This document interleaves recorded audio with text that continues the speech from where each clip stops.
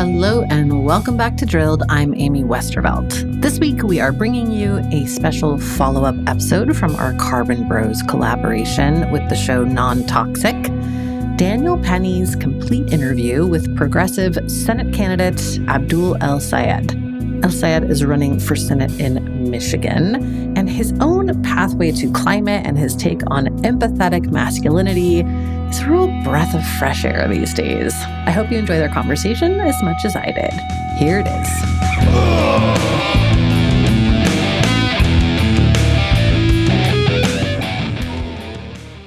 Thank you so much for coming on Carbon Bros. It's a pleasure to have you. And I think I'm one of many podcasts that you've been appearing on. You've been doing the rounds, which is good to see.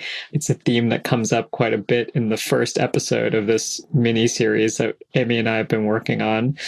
And even your ad, actually, for your campaign, there's a podcast features quite prominently. And we'll talk a little bit about that later in our conversation. I thought maybe we could start with just like a brief introduction of who you are, why you're running for Senate in Michigan. Yeah, Daniel, first, thank you so much for having me. I'm excited about your project because I think you're talking about some really important issues.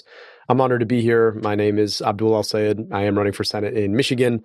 And frankly, as a physician and epidemiologist whose work has been about trying to use government to make life better, easier, and more dignified for people, one of the things that has become overwhelming, I think, for most of us is that it just shouldn't be this hard to get by in the richest, most powerful country in the world. You shouldn't have to worry about the quality of air you breathe or the water that you drink or whether or not you can go see a doctor or whether or not you can afford your groceries or walk in your community without being victimized by a neighbor or the state itself. All of these things come back to one central issue, which is that we've allowed corporations and would-be oligarchs to dominate too much of our lives in the ways that they can use their money and their power to buy politics and buy politicians that allow them to rig the system for them. And so we're running a campaign to do three very simple things that are really hard to do, but simple things. Number one, we want to take money out of politics. We want to break the system by which corporations and oligarchs are trying to rig it. Second, we want to put more money in people's pockets, and that means standing up to huge corporations that have rigged the system, that force us to pay more for the things that we have to buy from them and leave us being paid less for the work that we do for them. We want to make it easier to build and scale small businesses and easier to join or form a union. And then finally, in the richest, most powerful country in the world, I believe people should just be guaranteed healthcare, and we can do that by passing Medicare for all. You've had a long career of service, which I think is an important kind of segue. You didn't just go from being a doctor to deciding to be in politics. This isn't the story of Dr. Oz. God, no. You're someone who's been thinking about how there are a lot of unequal outcomes in health for people in your home state and what's driving those problems. I thought maybe we could start our conversation with how you got started in government. Yeah, I think it goes back to why I became a doctor in the first place. I went to medical school and came to realize that the question in medicine is really simple. What's wrong and how can I help? And too often the answer to what's wrong had less to do with all the physiology I was studying and a lot more to do with pathologies in our politics. Do you get to breathe clean air or drink clean water? Do you get to afford the micronutrients that nourish a brain or the macronutrients that nourish a belly? Can you see a doctor in the first place without worrying about falling into medical debt?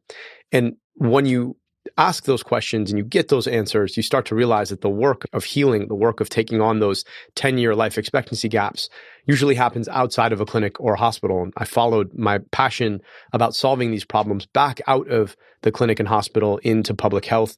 I got to rebuild Detroit's health department after it had been shut down by the state of Michigan that forced the city into bankruptcy, rebuilt it around the well-being of kids to provide kids glasses and take lead out of schools and stand up to corporate polluters. Most recently, I was serving Wayne County, the largest municipality and the largest municipal health department in the state. We did things like eliminate medical debt for upwards of 300,000 people, put Narcan in 100 different locations to address the opioid overdose crisis, build a state-of-the-art air quality monitoring system, expand access to health insurance for small businesses.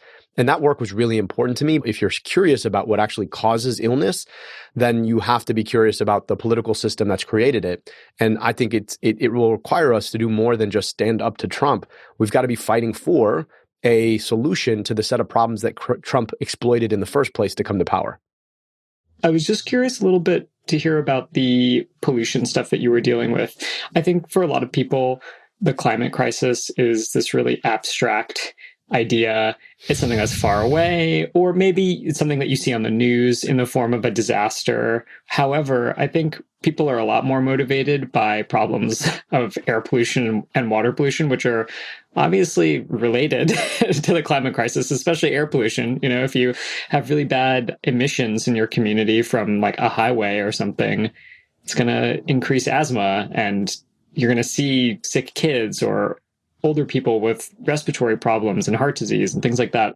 One of the hard parts of the climate crisis is that it's like a really challenging problem to clearly connect cause and effect. And that's because it exists because of a whole system of energy production in which any of our participation is really actually quite small, but exists at a level that's higher than us, which is the level of the factory that burns stuff that comes out of the ground to heat and provide energy for our homes.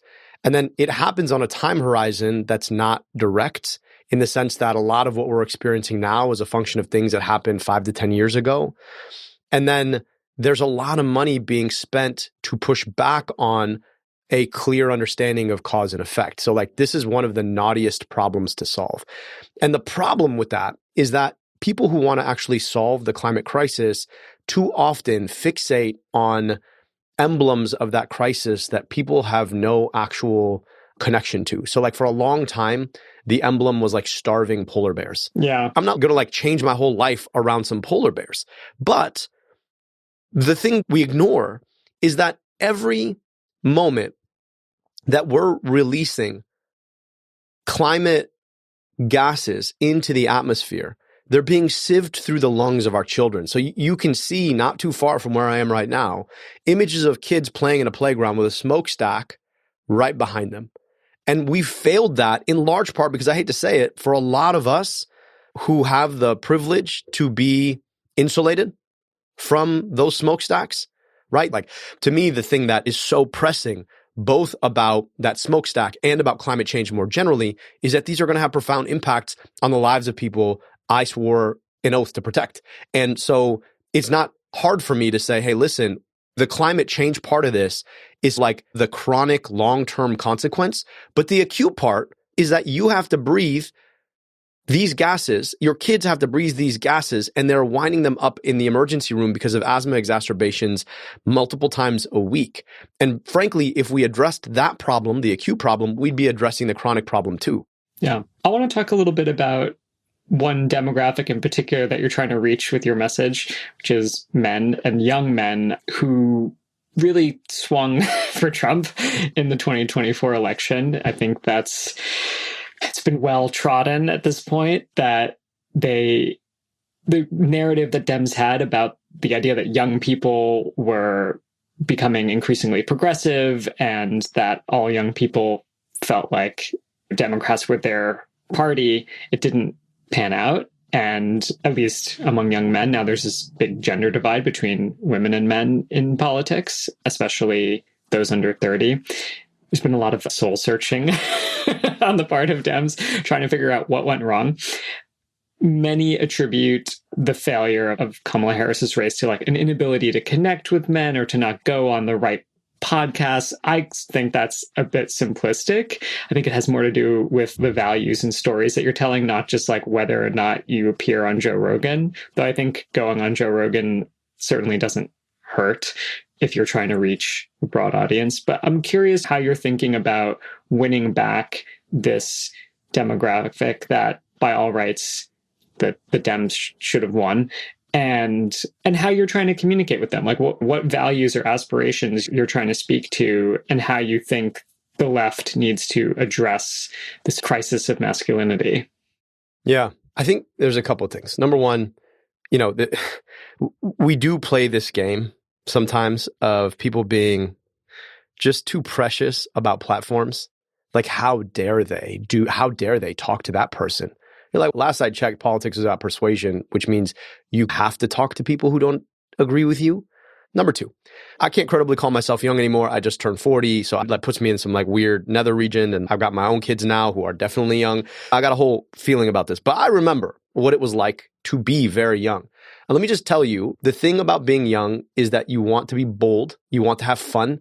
And you don't really like rules very much. I got to tell you, I'm still that way. The problem with Democrats is culturally, let's like think about what the stereotype of Democrats are. Not very bold, not very fun, and seem to really like the rules. And so it's not, it like from a cultural standpoint, part of me is just like, you kind of forgot what was transgressive about what it meant to be a Democrat, where you were willing to fight against these big, powerful corporations to try and win on behalf of the little guy.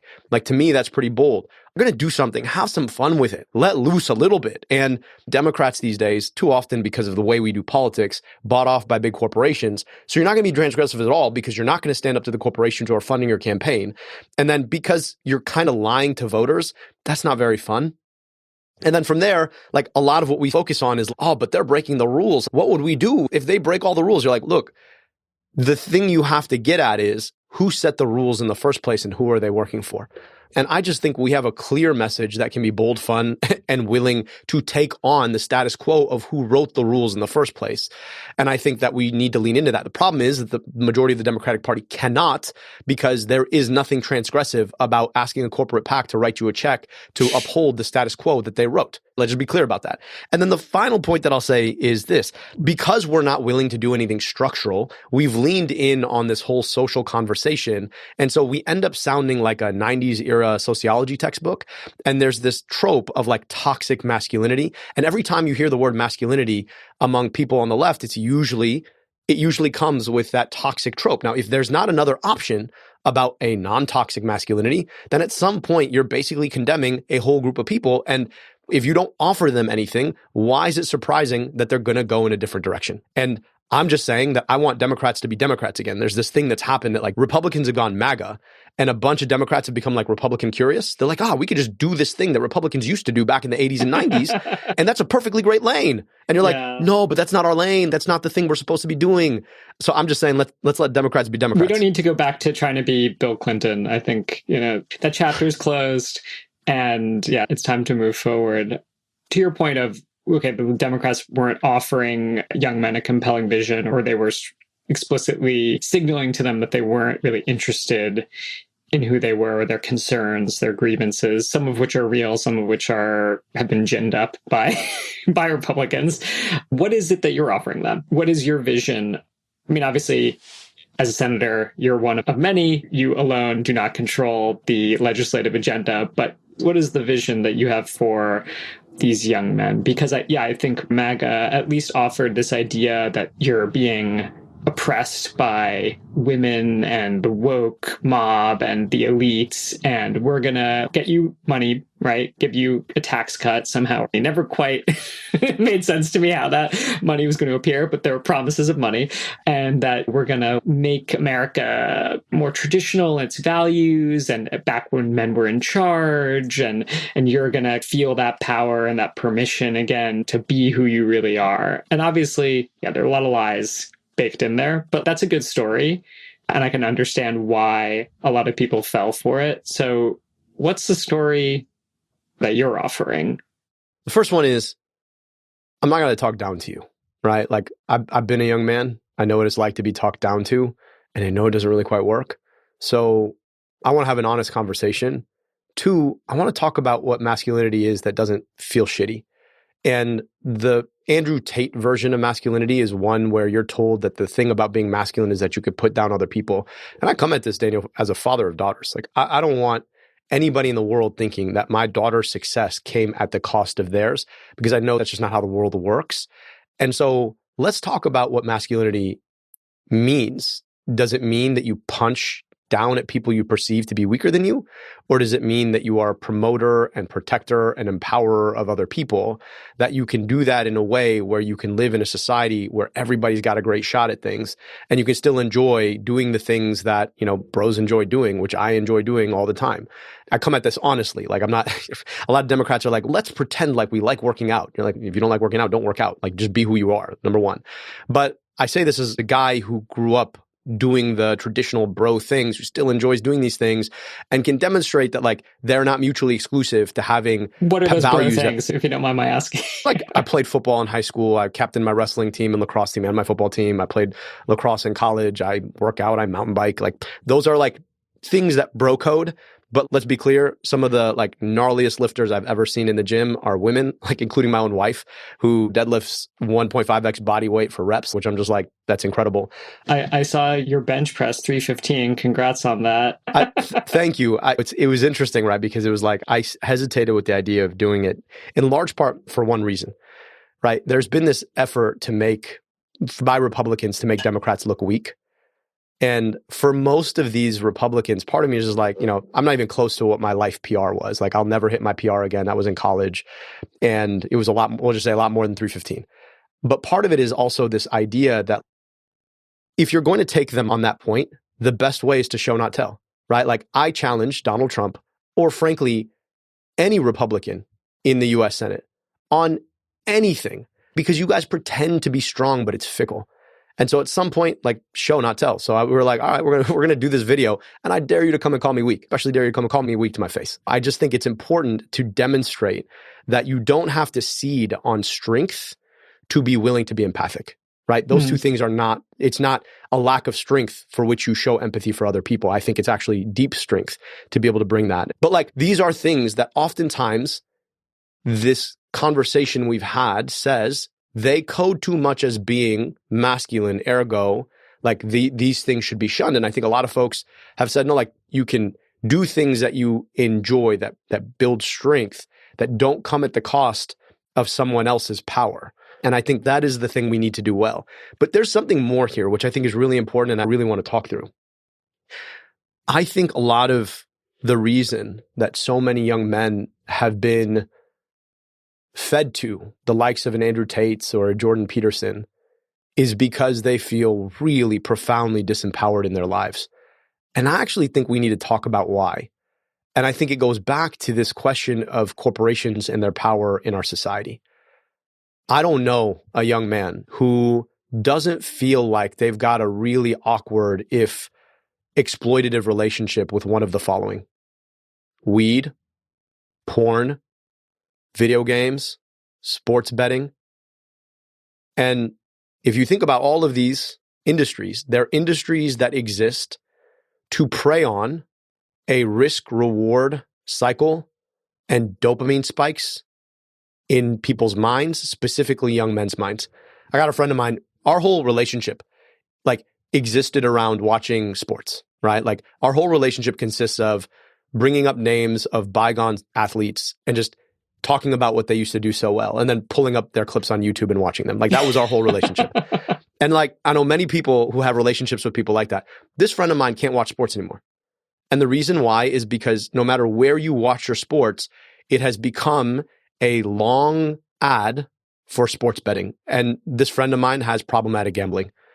And so he's already almost gambled away his whole home and his 401k. And he's like, look, man, I just can't watch sports anymore. And I'm like, man, that is so sad. Like, this was a big part of your life. And it shouldn't be this hard to turn on ESPN and not be fed an ad for something that could have you losing your home in a month, right?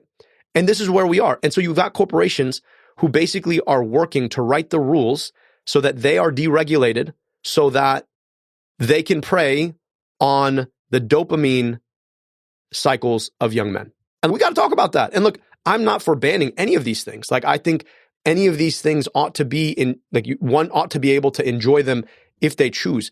But the idea that you're pushing them into people's faces and you're not taking on the problematic nature of some of this is a problem. I think about like young men that I mentor in their teens, and the number of them for whom their For You page on TikTok or Instagram is basically an advertisement for some kind of porn.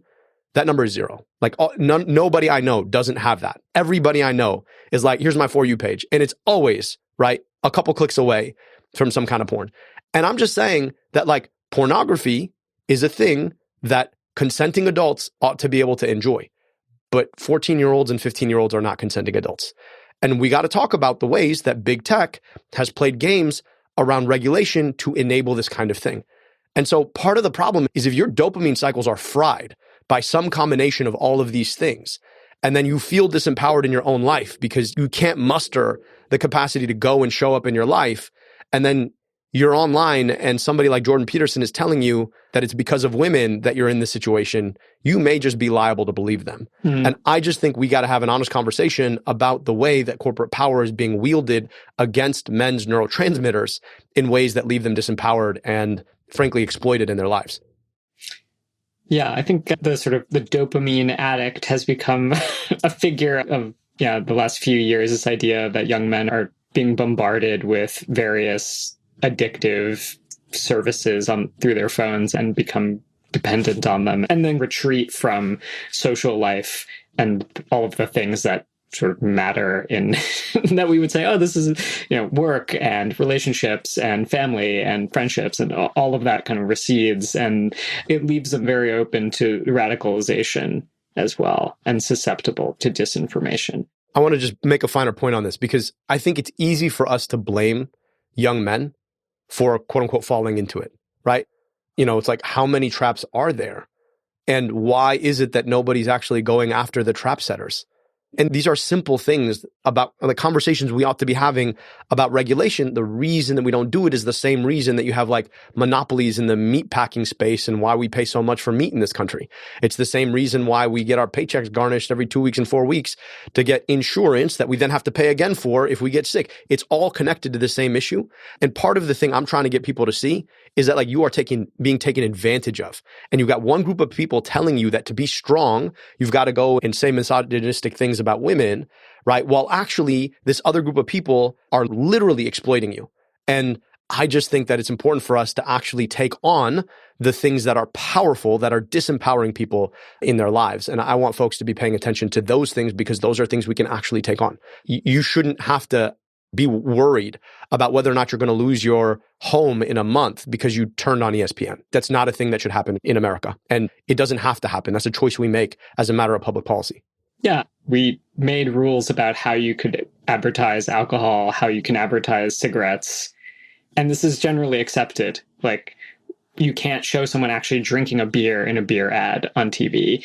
I mean, our cigarette ads, I think, are pretty much gone, right? I can't think of anywhere where cigarettes are allowed to be advertised. So it's certainly possible as a society to come together and say, okay, if you want to smoke, you can still smoke, but we're not going to make it easy to convince new people to start doing this because we recognize that this is really bad for our society. And it's just not worth living in a world controlled by these interests. And yeah, I think you raise a good point. Like, the problem is not the individual who falls for these highly engineered and well-tuned tricks. You have hundreds, thousands of people whose job it is to make these products attractive and to keep your eyeballs glued to the screen. So if you aren't able to resist, like, it's because it's been designed really well. I want to talk a little bit about the sense of, I guess, skepticism among young men, particularly around science. This can connect up to climate, but also things like vaccines and other public health. RFK right now is doing a number on America's public health. And I think it speaks to a larger, skepticism around science and the validity of scientific expertise. I think young men also maybe feel a little invincible in a way that as they get older, they may realize isn't quite so true. But we're living in this period where a lot of people don't seem to believe in the realities of basic science. And as a doctor, I imagine this confounds you. You can't just hit them with the facts. It doesn't really work. We've seen this, at least in the climate debate, that just trying to prove to people, yes, climate change is real. Yes, this is really happening, when they're climate skeptics and it's become like a part of their identity. It's just not something that really penetrates. And I think you've probably experienced this with people who have vaccine hesitancy or are now anti-vaxxers, that once this becomes like an article of faith, it's very difficult to dislodge. And yeah, I think all of these are interrelated in the sense that they really put the onus on the individual and say, like, it's up to you to make yourself healthy and that you're someone who deals with public health. Look, I think it's important to understand what some of these more dangerous ideas swim with. And what I mean by that is usually we pay attention to, oh, wow, there's a lot more vaccine hesitancy, if not frank vaccine denialism out there. But ask yourself what waters they swim with. It's usually this Maha pilled, make America healthy again pilled, which like, on its face is insane because America is about as nearly healthy as it's ever been, just if you look at the statistics. But the whole idea of Maha is there's a couple of things that you can do to protect yourself from any and all diseases. You don't need any of these other things. And these are all grifts to take advantage of you. That's the frame. And so usually it's not the vaccine denialism that is itself enticing. It's this idea that you are the captain of your own ship and the captain of your own destiny. And if you just do these things, you can protect yourself from everything, right? And it's the same people who are telling you that somehow beef tallow is a healthy thing. Like, no, beef tallow is just another version of fat. In fact, probably a less healthy version of fat than the one they told you was so unhealthy. It's the same people who tell you that because they made the change in the sweetener in Coca-Cola, that somehow now Coca-Cola is a healthy drink. No, look, if it's cane sugar or high fructose corn syrup, neither of them are particularly healthy for you. This is a marginal difference. And they tell you that if you get your Cane steps in, sugar does taste a little bit better. I think it tastes better. And look, it does taste better, but it's not better for you. If we got rid of the ultra-processed forms of sugar, I think we'd be marginally better off. But do not pretend that because you made it cane sugar, that the 240 calories in your 20-ounce Coke are somehow not 240 calories of sugar anymore. Like, they're just sugar. But like this idea that you can be the agent of your own future and that you don't have to worry, it's enticing, but it's like a form of ostriching, right? It's like you are being intentionally ignorant to things that are outside of the degree of your control. And the one point I always make to folks is actually like the man flu. I'm like, this idea of the man flu, right? If there is some evidence to suggest that in younger men, influenza is more severe. And the reason why is actually because you have a very intensely tuned immune system. And it's the immune response to the influenza that is so extreme that then causes the kind of death. And there are a bunch of hypotheses about the 1918 flu pandemic. It killed a lot of young men. Part of that is because young men were concentrated in barracks during World War I. But part of that may actually be that it was just more severe among young men. And so part of me says, okay, so like you go, you work out, you run, you lift, you become very healthy. And now you've got an extremely robust immune system. And now you get the flu. And now your flu is so much worse because of all the amazing workouts that you did. So it just so happens that I'm not going to tell you to stop working out. Yes, in general, you should do this thing. But what that tells you is if there is an added thing you can do to stop yourself from getting the flu, maybe you should do that shit. Like it should be kind of obvious, right? And so there's this idea that somehow I can control everything about what happens to me. And that is a fallacy of modernity. That's just not how the world works. And so I think we need to start breaking that down, which is to say, hey, I understand why you get some security in thinking, I do all the right things, I eat all the right foods, I do all the right workouts, ergo I'm going to protect myself. But I want you to ask yourself big picture questions about the things you can't control, like the weather or the climate or whether or not you get infected or exposed to flu or COVID. And so there are other things that you want to do and live in a society that do for you so that you can be protected against these things should they happen. Yeah. And also that you have a responsibility to other people. I think that was one of the things I saw in COVID. My wife has a suppressed immune system, and I was pretty aware of the risks that we were living with and what could happen to her if I got sick or if she got sick. And it was interesting. It seemed like very early on, the manosphere got really restless with the idea of one, getting vaccines, but two, just the restrictions and having to wear a mask and not being able to do the things you want to do. And I think that there was a sense of, I should be able to do me, bro. And what do my actions have to do with you? Like, they don't affect you. And there was this real kind of denial of the relationship between oneself and other people. And I think that was something that has only gotten stronger and intensified in the following years. It used to be an important part of traditional masculinity. It was this idea that, like, yeah, you have a duty to other people. Like, you're part of a community. You're not just out there like self-maximizing. Yeah. And look, I think this is to go back to the point about labeling all masculinity as toxic, is like we have inadvertently made the stereotype of masculinity toxic because we haven't presented an alternative form of masculinity that is not toxic. And that point that you made about duty and about empowerment and about protection, I think that's a really important part of a more like benevolent masculinity. And I think we need to be punching that up. Now, the zeitgeist has basically said that because all masculinity is toxic, ergo, we're going to get rid of all masculinity. And I think we miss the opportunity to say, actually, the masculinity I grew up with was one where you are someone who takes the risk first, but you always eat last in the sense that you protect resources and you protect for the people who have to come first. And that part of it, I think we've lost because we've basically labeled all masculinity as toxic. I would much more have wanted to be able to say, actually, no, don't be an asshole. This is extremely selfish behavior and it's small and it's petty and it's unbecoming of the way that I understand masculinity. It's unmanly to be this way.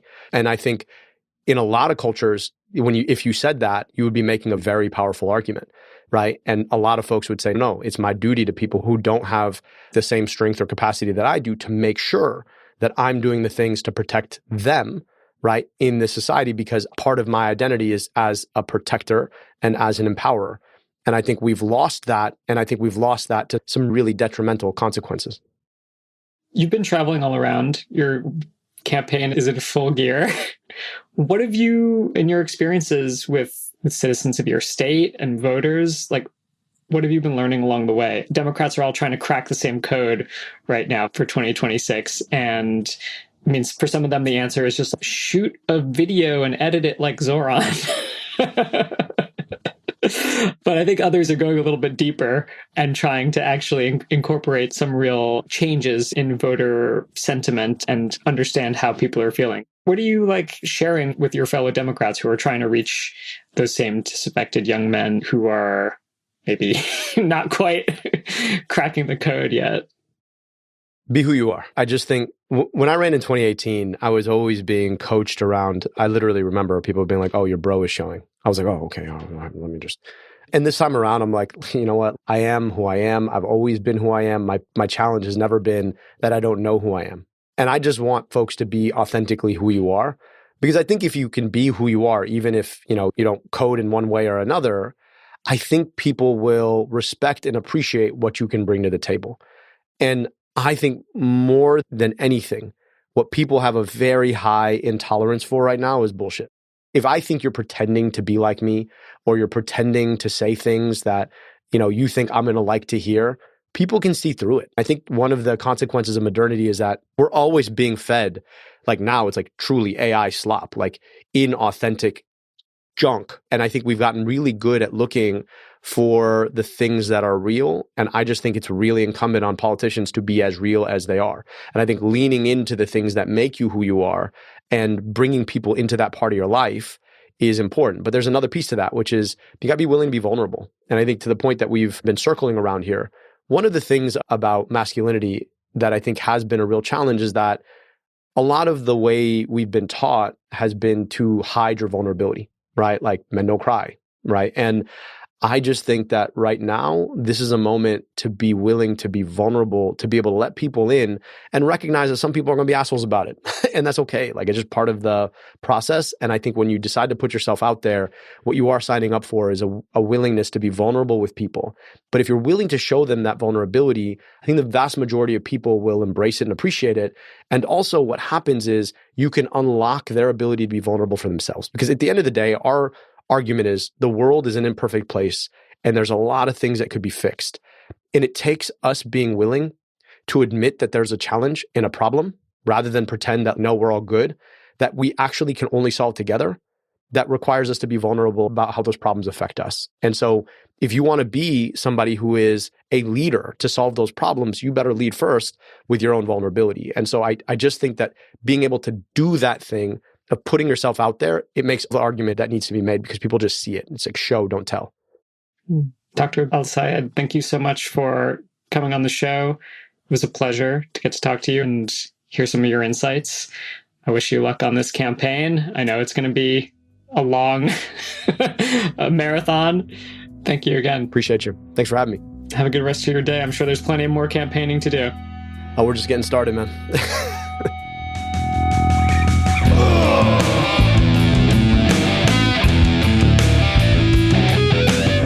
Carbon Bros is an original series from Drilled and Non-Toxic, written by me, Amy Westervelt. And by me, Daniel Penny. Our senior producer and sound designer is Martin Zaltz-Ostwick. He also composed our theme song.